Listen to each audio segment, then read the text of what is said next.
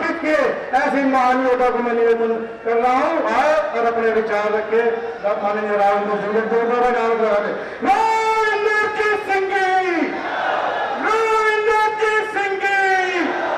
हरियाणा की आन की, हरियाणा की बान की, हरियाणा की शान की। बहुत बहुत धन्यवाद।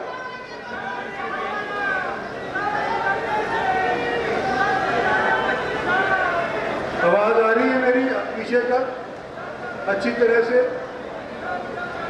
थोड़ा मेरे को स्टेज के ऊपर पूरी तौर के ऊपर समझ में नहीं आ रहा कि क्या लोग बोल गए, इतने वक्ता बोल गए, थोड़ा मेरे को नहीं समझ में आया। और आपकी को भी ना समझ में आए फिर हमारे यहाँ इतना बड़ा जलसा करने का कोई फायदा नहीं। सबसे पहले तो मैं धन्यवाद करना चाहता हूँ ओम प्रकाश धनखड़ जी कि हमारी इस सभा के अंदर बतौर अध्यक्ष उन्होंने आना मंजूर किया। और मैं इसलिए कहता हूं कि आज से कुछ समय पहले मैंने और दिग्गज नेताओं को बुलाया था। उस टाइम तो मैंने खुद रेवाड़ी के अंदर रैली करी थी और राजनाथ सिंह जी और मनोहर पारिकर जी ने दोनों ने हाँ करी थी कि 23 सितंबर को शहीदों को नमन करने के लिए हम रेवाड़ी जरूर पहुंचे। और आते आते एक दिन पहले मुझे खबर लगी कि राजनाथ सिंह जी तो आएंगे, पारिकर साहब नहीं आ पाएंगे। और मुझे इस बात भी ये भय था कि मैं लोगों को बुलाऊं और शायद भारतीय दिग्गज नेता हमारे यहां पर ना पहुंचे। ओम प्रकाश जी का हल्का भी है, हमारे पड़ोस का भी है। पटौदा वालों, आपने बड़ा सोच समझ करके ये स्थान चयन किया। मैं सोच रहा था कोविड 2 साल से लोगों से रूबरू नहीं हुए। रेवाड़ी के अंदर, नारनौल के अंदर, अपने पुराने हल्के के अंदर, मौजूदा हल्के के अंदर अगर मैं किसी दिग्गज को बुलाऊंगा और एंड टाइम के ऊपर किसी भी वजह से वो इनकार कर गए तो मेरी क्या हैसियत बनेगी, मेरे लोगों की क्या हैसियत बनेगी। इसलिए जब पटौदा वालों ने मेरे को यहां आमंत्रित किया, मेरे कंधों पर से बोझ उठ गया। और पटौदा वालों, यादव सभा झज्जर वालों, जो आपने इतनी भारी रैली यहां पर पटौदा के अंदर करी है, उन शहीदों को नमन करने के लिए किया है, जगह जगह जाकर के लोगों को आमंत्रित किया है। जो फासला 2 साल से हम और आपके बीच के अंदर हो गया था, उसको पूरा करने के लिए जो किया है, स्टेज की तरफ से, हमारे सभी साथियों की तरफ से मैं आपका बहुत बहुत शुक्रिया अदा करता हूं।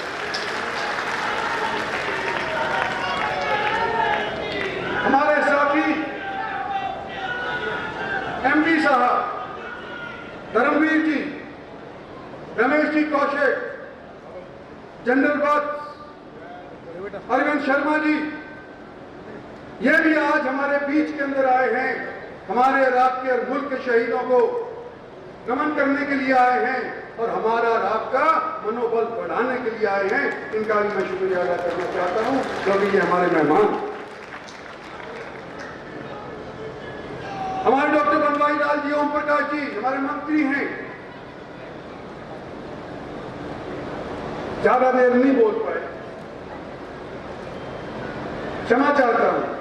लेकिन सबसे ज्यादा क्षमा चाहता हूं प्रोफेसर छतरपाल जी का। 6 फुट 3 इंच का जवान हमारा, ये लेट आई, ये बोल नहीं पाया। छतरपाल जी मुझे माफ कर देना।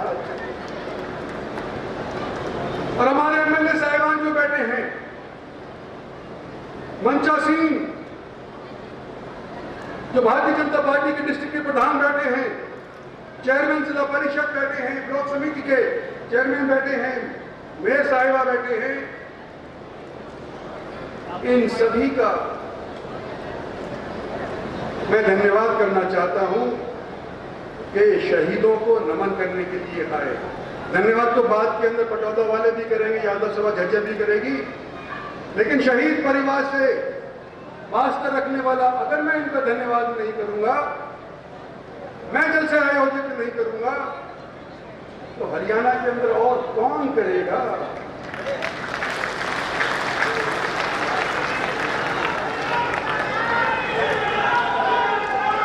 और आज आपने हमारे को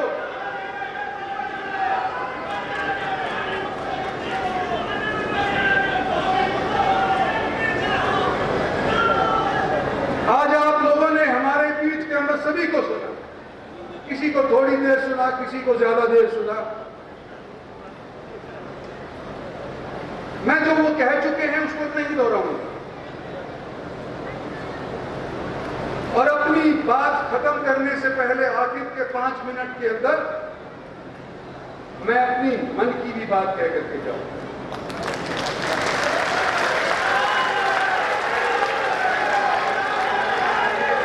और मेरा आप लोगों से निवेदन है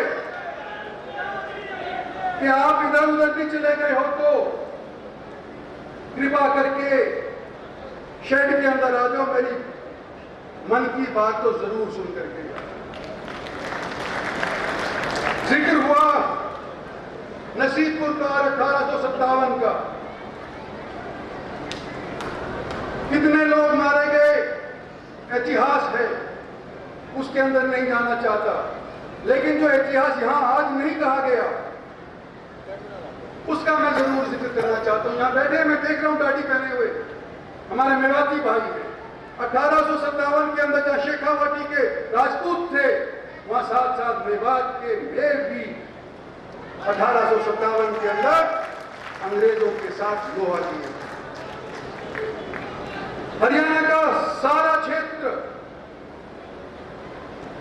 जगह जगह के ऊपर याद करता है, जैसे अहीरवाल को अहीरवाल में सीमित करने का प्रयास किया जाता है, इसी तरह से मेवात को मेवात के अंदर सीमित करने का भी एक प्रचलन चलता आया है। आज मेवात को सीमा से बाहर निकाल करके मैं ये कहता हूं कि जितना हम हिंदुओं ने शहादत की है, बराबर की शहादत हमारे मे भाइयों ने भी की है। हसन खां मेवाती राणा सांगा के साथ बाबर के खिलाफ लड़ते हुए शहीद हुए थे, उनके नाम के ऊपर कॉलेज है, आज उनको भी हम नमन करते हैं।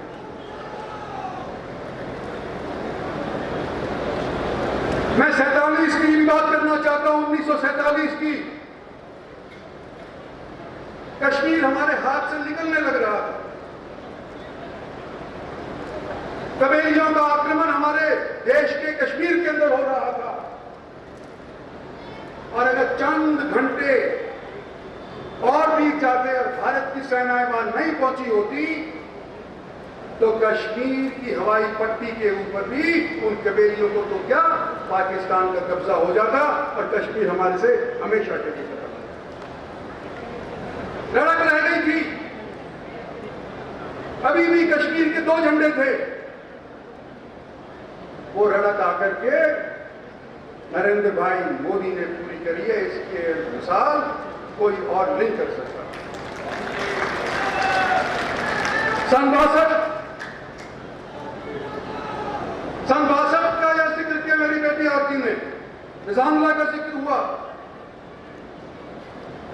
शास्त्री जी का भी जिक्र होना चाहिए। उन्होंने नारा दिया था जय जवान जय किसान।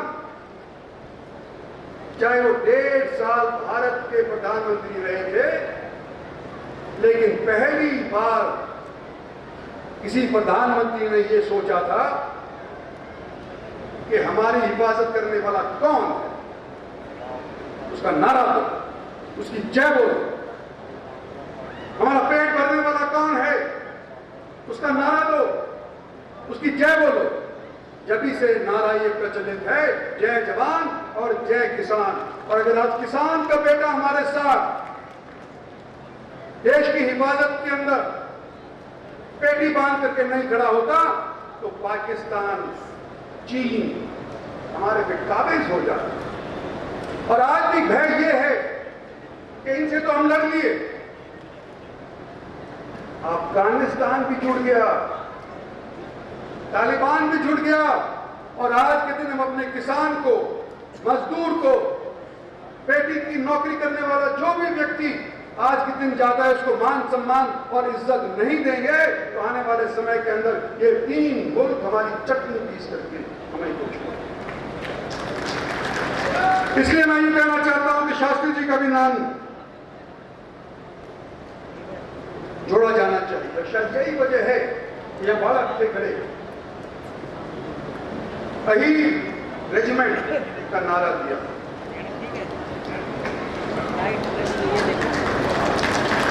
1857 के अंदर कुछ कौमें ऐसी थी जिन्होंने अंग्रेजों के साथ लोहा लिया, कुछ रियासतें ऐसी थी जिन्होंने अंग्रेजों के साथ लोहा लिया, और उसके बाद अंग्रेजों के साथ दोस्ती नहीं डाली। तो कुछ लोगों की मंशाओं के ऊपर मंसूबे फिर गए जो चाहते थे कि फौज के अंदर हमारे भी नाम का एक रेजिमेंट हो, वो रह गए,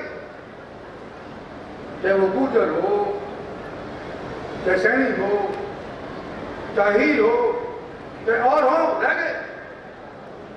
हमारा राजनीतिक लोगों का यह फर्ज है कि जो अंग्रेजों की वजह से जो दुभांत हुई थी, अगर उसको सुधार सकते हैं तो हमारे प्रति लोगों की आस्था है। मैं शुक्रिया अदा करता हूं यहाँ सभी बैठे हुए साथियों का कि आप लोगों ने यह अहीर रेजिमेंट की मांग जो मैंने उठाई थी उसका समर्थन किया। आपका बहुत बहुत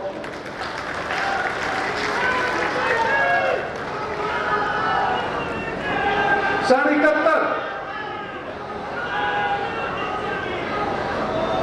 71 के अंदर पाकिस्तान का विभाजन हो गया, बांग्लादेश अलग बन गया, पाकिस्तान इधर को रह गया। 93,000 पाकिस्तानी सैनिक बंदी बन गए, और हमने क्या किया कि भाई हम तो दरिया दिल हैं, जाओ अपने मुल्क जाओ, हमें कुछ नहीं चाहिए, तुम्हारे यही वोट है, और उनको वापस पाकिस्तान भेज दिया। और वो लोग उसके बाद जगह जगह के ऊपर हमारे चौबे बार बार मारते रहे, 100 जगह से हमारा खून हमारे देश की देही में से निकालते थे। हमारे को आज के दिन ये सोचना होगा कि क्या हम राजनेताओं ने वाजिब फैसले अनेक बार किए या नहीं किए, और अगर वाजिब फैसले नहीं थे, गलत फैसले थे, तो वो दोबारा से दोहराए नहीं जाए। मैं कारगिल का जिक्र करना चाहता हूं। फौजें लड़ती हैं, उनको हथियार दिए जाते हैं, बंदूक पकड़ो, तोप पकड़ो, ग्रेनेड पकड़ो, अटम पकड़ो, फेंको दुश्मन को, मारो। कारगिल के अंदर क्या हुआ कि आप जाकर के कारगिल की जो पहाड़ी है उसके ऊपर काबिल हो, ये फतवा हमारे फौजियों के कप्तानों ने, फौजियों के जनरल ने दे दिया, और साथ साथ क्या कह दिया कि तुम्हारा एक हाथ हम पीठ के पीछे बांधेंगे, सिर्फ एक हाथ से लड़ाई करो। और वो कैसे कि तुम पाकिस्तान की सरहद में नहीं जाओगे, हिंदुस्तान के सामने पाकिस्तानी खड़े हैं तो सामने लड़ाई करोगे, पीछे से नहीं घेरोगे, एयरफोर्स का इस्तेमाल नहीं करोगे, सारा मामला इंटरनेशनल हो जाएगा, बड़ा युद्ध छिड़ जाएगा। एक हाथ पीछे बांध करके और तुम अपनी जान बेशक गवा लो, लेकिन इंटरनेशनलाइज नहीं होना चाहिए मामला।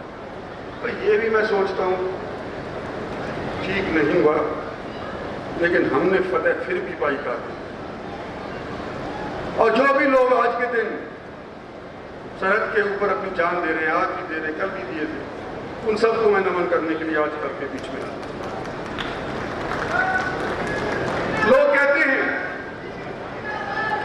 लोग कहते हैं कि मैं राजा शाही परिवार से हूं, शहीद परिवार का भी हूं, ये भी कहते हैं, राजाशाही परिवार का यूं भी कहते हैं। कई जगह तो राजाशाही परिवार का अगर नाम आता है तो तुम्हारे मुंह से कांटा लग जाता है तुरंत। लेकिन हमारी राजाशाही तो अंग्रेजों ने छीन ली थी। 1857 के बाद जो हमारी रियासत थी वो कहां बची थी? आज के दिन अगर कोई मेरे को राजा कहता है या राजशाही कहता है या शहीद परिवार का कहता है, वो इसलिए कहता है कि उसके दिल में मेरे प्रति और मेरे पूर्वजों के प्रति प्यार है।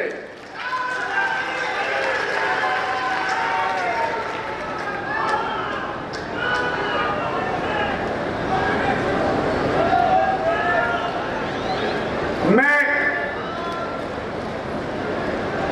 5 बार एमपी बना,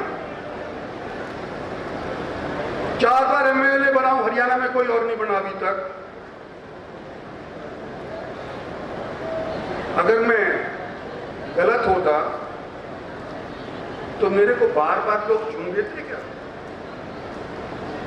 और आज आपको मैं यूं कहना चाहता हूं कि 40 साल मेरे को हो गए राजनीति के अंदर, 40 साल मेरे बाप को हो गए थे राजनीति के अंदर, उससे पहले उनके बाप को हो गए थे। बार बार हमको क्यों चुनना चल रहे हैं? एक ही कारण है कि हम जनता की आवाज उठाते हैं। एक ही कारण है कि जनता के साथ हम दुहात नहीं करते। एक ही कारण है कि बार बार लोग आज के दिन भी कहते कि इंद्रजीत सिंह आप लड़ो, अपनी बेटी को भी लड़ो। लेकिन पार्टियां फैसला करती है नहीं लड़ाया। नेता कैसे बनते यह भी मैंने सीखा। 2 तरीके हैं, या तो पार्टी आपको ऊपर से पैराशूट से घेर दे तो आप नेता बन जाओगे, या पब्लिक आपको नीचे से सराह दे। एक बार नहीं, 2 बार नहीं, मंत्री तो बन जाओगे, एमएलए भी बन जाओगे, हार भी जाओगे और फिर भी दोबारा बन जाओगे। कई बारों के बाद जाकर के कोई लोग नेता बनता है जब पब्लिक उसके पीछे खड़ी होती है। क्या क्या दिक्कतें होती है मुझे पता।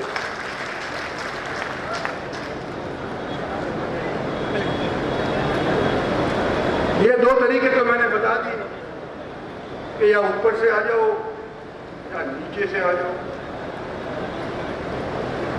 मुझे फक्र है कि मैं नीचे से आया। और कोई यूं मेरे से कह दे तूने आने की फिरकत क्यों नहीं शुरू करी? भाई मेरे बस की नहीं, इसलिए मैं ऊपर से नहीं आ सकता था क्योंकि पब्लिक मेरे साथ है। तो मैं कैसे करूं? पब्लिक के साथ मैं धोखा तो नहीं कर सकता। तो मुझे इस बात का फक्र है। आज के दिन मैंने एक और चीज देखी है।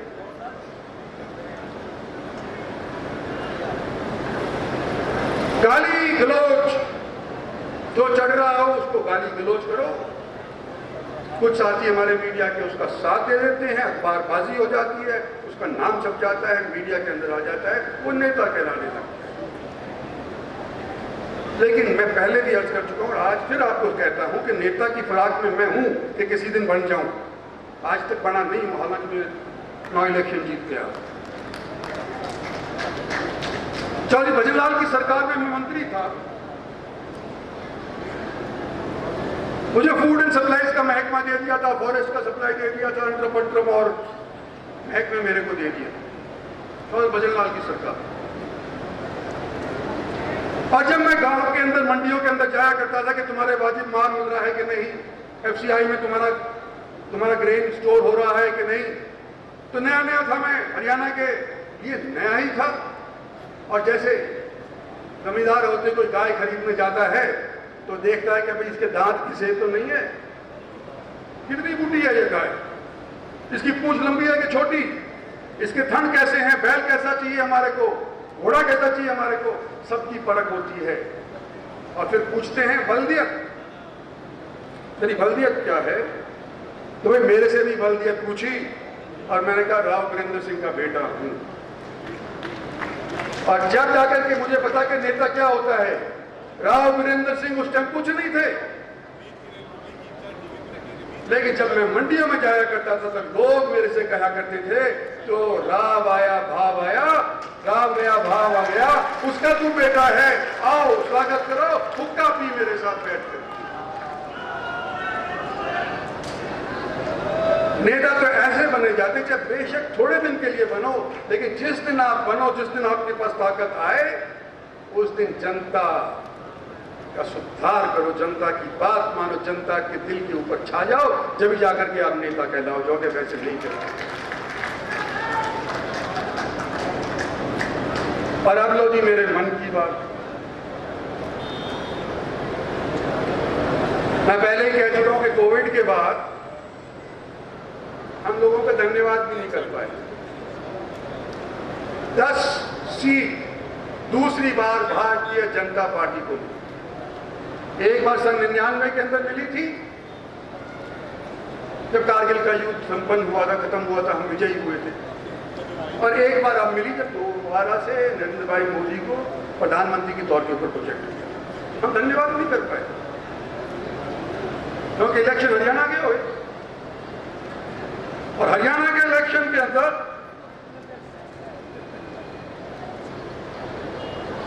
जितनी हम सीट उम्मीद करे थे, 75, 90 में से 75 सीट नहीं है।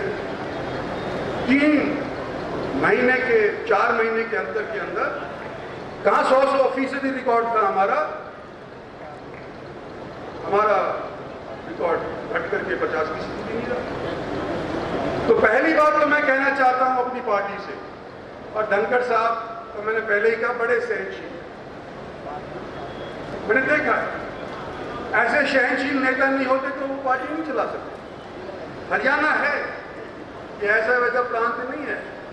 हरियाणा के अंदर भी धाकड़ लोग रहते हैं, कई जगह के अंदर रहते हैं, अपने आप को 30 मार का समझते हैं, और उनकी सुनी नहीं जाएगी तो आपे से बाहर भी हो जाते हैं। और धनखड़ साहब सहनशील है, बहुत मुकाम है। तो यहाँ तो मैंने देखा है, छोटी मोटी पार्टी की मीटिंग जो होती है, वो ग्रुप वगैरह होते हैं, उसके अंदर होती है। के बाद में मेरे को गलत ना समझा जाए, मैं स्टेज से एक बात ये पहले पार्टी को कहना चाहता हूं कि मैं भारतीय जनता पार्टी का एमपी हूं, मैं नरेंद्र भाई मोदी की सरकार का वजीर हूं, और अब तक मेरा इतिहास है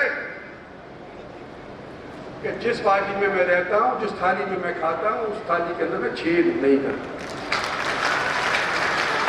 ये पहले ही स्पष्ट हो जानी चाहिए बात, कि लोग कहीं कुछ कोई बात के अंदर। और दूसरी बात मैं यूं कहना चाहता हूं पार्टी को, और धनखड़ साहब को, तो क्या मैं कहूं, ये तो मेरे साथी हैं। आपके बीच के अंदर कुछ संघ वाले भी बैठे होंगे, आपको पता नहीं, हो सकता है आपका पड़ोसी हो, जो रिपोर्ट करेंगे कि इसके ऊपर क्या हुआ। तो भाई मैं डबली सेफ होना चाहता हूं कि एक तरफ तो धनखड़ साहब कहें, एक तरफ से वो कहें, कि ऐसा ना हो बीच के अंदर मेरी बात बदला दी जाए और खराब कर दी जाए। मैं क्या कहना चाहता हूं पार्टी से, कि मैं इस स्टेज से कुछ नहीं मांग रहा। कोई सोचे कि ये इसलिए इसने करी है कि कुछ चाहता होगा, कुछ नहीं चाहिए। सिर्फ शहीदों को नमन करने के लिए आज के दिन स्टेज के ऊपर आया हूं। पार्टी से मुझे आज के दिन बहुत मिल रहा है, मुझे पार्टी से और कुछ नहीं। एक चीज के ऊपर मैं अड़ सकता हूं, वो मेरी इज्जत, मेरे साथियों की इज्जत, मेरे एरिया की इज्जत, ये नेगोशिएबल नहीं है। और राजनीतिक तौर के ऊपर अगर देखो, सन 14 के अंदर नरेंद्र भाई मोदी प्राइम मिनिस्टर बने, पहली बार अपनी मेजॉरिटी हरियाणा के अंदर भारतीय जनता पार्टी लेकर के आई। सबने बदलू थे। हरियाणा में 90 सीट हैं, हम 47 इसके ऊपर ही क्यों सीमित रह गए?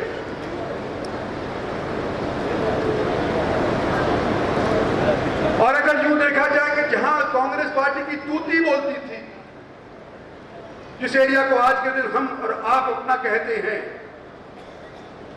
उस पे एक भी कांग्रेसी नहीं बचा।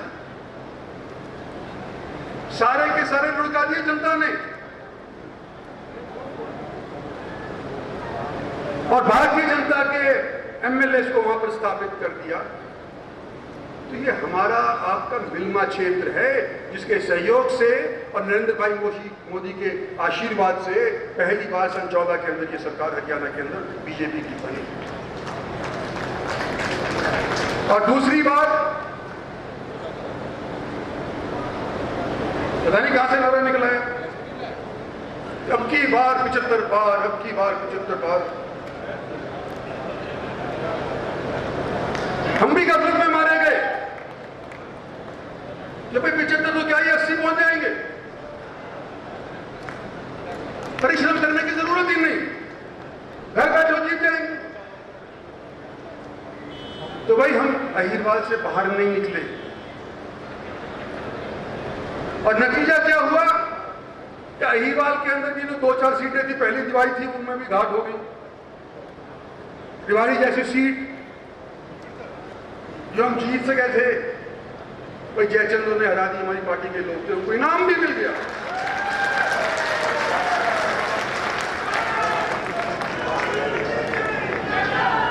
और मैं क्या आपसे एक चीज पूछ सकता हूं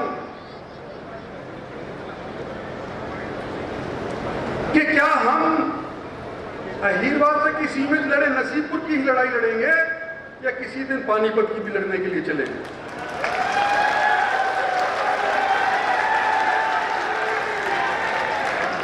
जो कहानी हम सोचे थे तो हुई नहीं, जो कह रहे थे करेंगे उनसे हुआ नहीं, तो हम उनका योगदान करने के लिए बाहर हरियाणा से निकल के चलें कि नहीं चलें?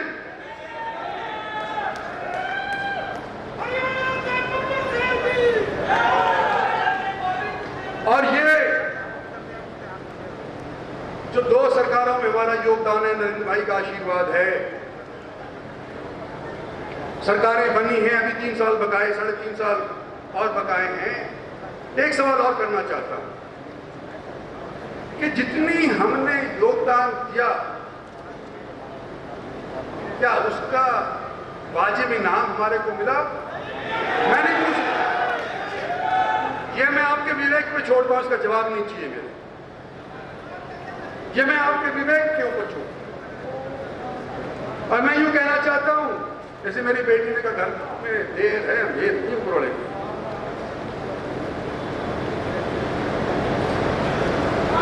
दूसरे, आज भारतीय जनता पार्टी और उनके नेता थोड़े से क्षेत्र के अंदर ही सिमट करके रह गए, हमारे वाला क्षेत्र के अंदर। और हम प्रयास करेंगे, जहां अही रेजिमेंट की करेंगे, वह मैं आपसे अभी से अनुरोध करता हूं कि हम मिलकर के यूं कहेंगे किसानों से भी बात करो, बात नहीं बनी, करनी चाहिए।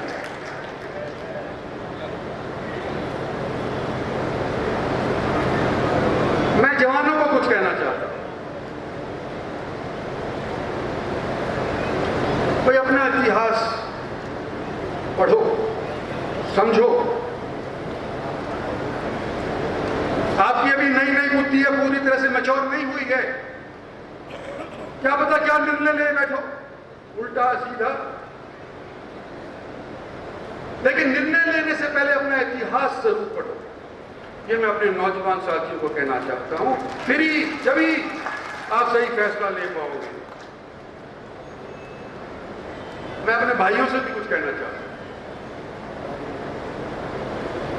सगे भाइयों, इतना ही कहना चाहता हूं कि तुम भी सोचो, समय बदल रहा है, सोचो। और मैं अपने साथियों से कहना चाहता हूं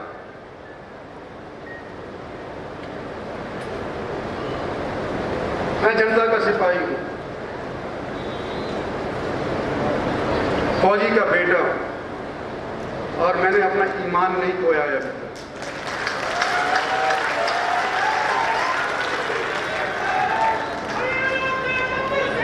पिछले दिनों के अंदर अहीर कॉलेज हमारा मेरे बाप ने चलाया, मेरे दादा ने चलाया, उसका विवाद छिड़ गया।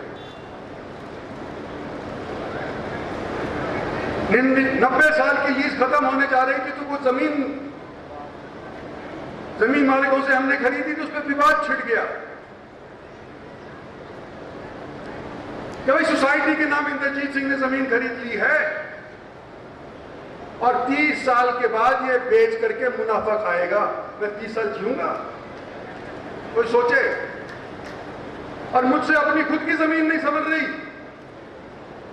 मैं दूसरी खरीद करके क्या करूंगा? मेरे को अपनी बहुत है। और मैं आपको यूं कहना चाहता हूं कि प्रताप सिंह कैरों की निगाहें इस अहीर कॉलेज के ऊपर रही थी, मेरे बाप ने रोका। चौधरी बंसीलाल की निगाहें इस कॉलेज के ऊपर रही थी, मेरे बाप ने रोका। हमारी पार्टी के कुछ नेता थे, उनकी निगाहें इसके ऊपर थी कि ये इसका सरकारीकरण हो जाए। गवर्नर को जाकर के चिट्ठी दिए थे, किसी ने उसको पार्टी से नहीं निकाला, मैंने रोका। और जो मैं रोकता आया हूं या मेरा बाप रोकता है, जिस संस्था को अहीर कॉलेज कहते हैं कि उसको ये जमीन मैं बेचने के लिए खरीदूंगा, अपनी बेच लूंगा, मेरे तो 2 पीढ़ी आगे तक चल जाएगा काम। आपको विश्वास दिलाता हूं स्टेज के ऊपर से और सामने वाले ऊपर वाले की मौजूदगी के अंदर, शहीदों की रूह के सामने, कि इसके अंदर रत्ती भर का भी करप्शन नहीं हुआ।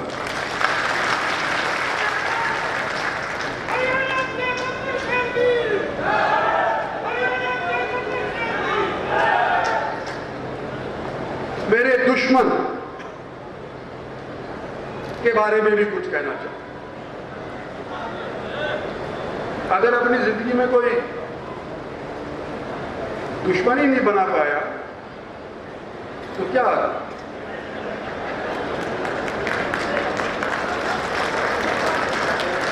मैं अपने दुश्मनों का धन्यवाद करना चाहता हूं सार्वजनिक तौर के ऊपर, कि मैं सोच रहा था कि भाई 70 साल का हो गया, बतेरा 40 साल लोगों की सेवा कर ली, कुछ लोगों की मानी, कुछ पार्टी ने की मानी, कुछ अपनी कही, कुछ नहीं मानी गई, बहुत हो लिया, रिटायर हो जियो, सोच लो। लेकिन मेरे को बेचो मुझसे कि इंद्रजीत सिंह तो रिटायर होने वाला है, देख लो रगड़ तो रौंद दो इसमें। और मैं अपना मन जो ढुलमुल था कि रिटायर हूं या ना रिटायर हूं, पक्का हो गया, मैं रिटायर नहीं होगा।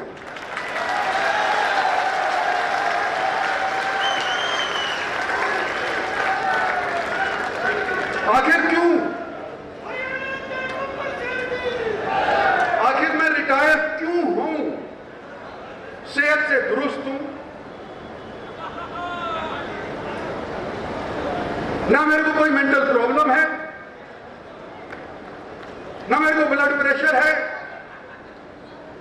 ना मेरे को मिर्गी आती है। और 50 साल के से किसी से दौड़वा करके देख लो, बराबर की दौड़ में बाहर में जाऊं तो कहना तो मैं रिटायर क्यों हूं? और एक सलाह भी दे देता हूं अपने दुश्मनों को कि मैं औरतों के खिलाफ, अपाहिजों के खिलाफ, मरीजों के खिलाफ नहीं लड़ता। कृपा आप लोग अपनी सेहत का ध्यान रखना, मौका फिर से मिलेगा मेरे साथ मिलने का। 3 साल बचे हैं अभी इलेक्शन के अंदर, विधानसभा के 3.5 साल बचे हैं। सेहत का ध्यान उनको रखना चाहिए, जब तो मजा आएगा, कोई लड़ाई होगी। और अगर आप हरा देते हैं तो बेशक तांडव कर लेना, लेकिन आज थोड़ी जल्दबाजी है, आज तांडव करने का समय नहीं। और मैं खत्म करना चाहता हूं एक शेर से।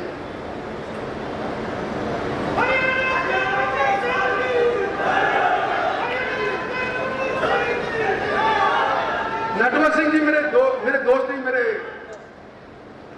गाइड थे, समझ लो। भरतपुर के शाही खानदान से रिश्ता रखते थे।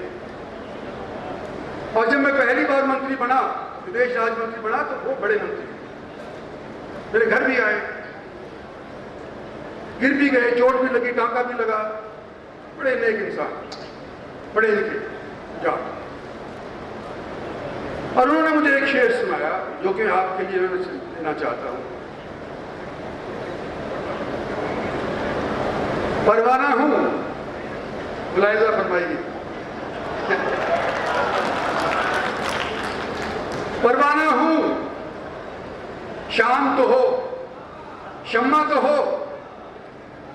परवाना हूं, शाम तो हो, शम्मा तो हो, चलने के लिए हूं तैयार, कुछ बात तो हो। तो आप लोगों का आज इतना भारी समूह देख करके एक चीज और कहना चाहता हूं जो हेनरी फोर्ड ने कही थी। हेनरी फोर्ड है, जिसकी गाड़ी भी चलती है, मर गया बेचारा, अमेरिकन था। उन्होंने कहा था कि जब लोग इकट्ठे होते हैं तो वो शुरुआत होती है।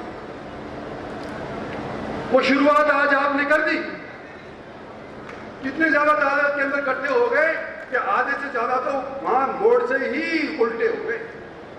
जब कौन पैदल चलेगा 5-6 किलोमीटर, मोड़ से ही वापस हो गए, गाड़ियों बैठ के हमने देखे। तो वो कहते हैं कि जब लोग इकट्ठे होते हैं तो शुरुआत होती है। जब लोग इकट्ठे रहते हैं तो तरक्की होती है, प्रोग्रेस। और जब लोग इकट्ठे काम करते हैं तो कामयाबी होती है। तो मैं आज आपसे यह कहना चाहता हूं कि पहली पौड़ी तो आपने आज के दिन साध ली, भाई इकट्ठे रहो और इकट्ठे काम करो। आने वाला समय आपका और हमका सभी का होगा। धन्यवाद और जय।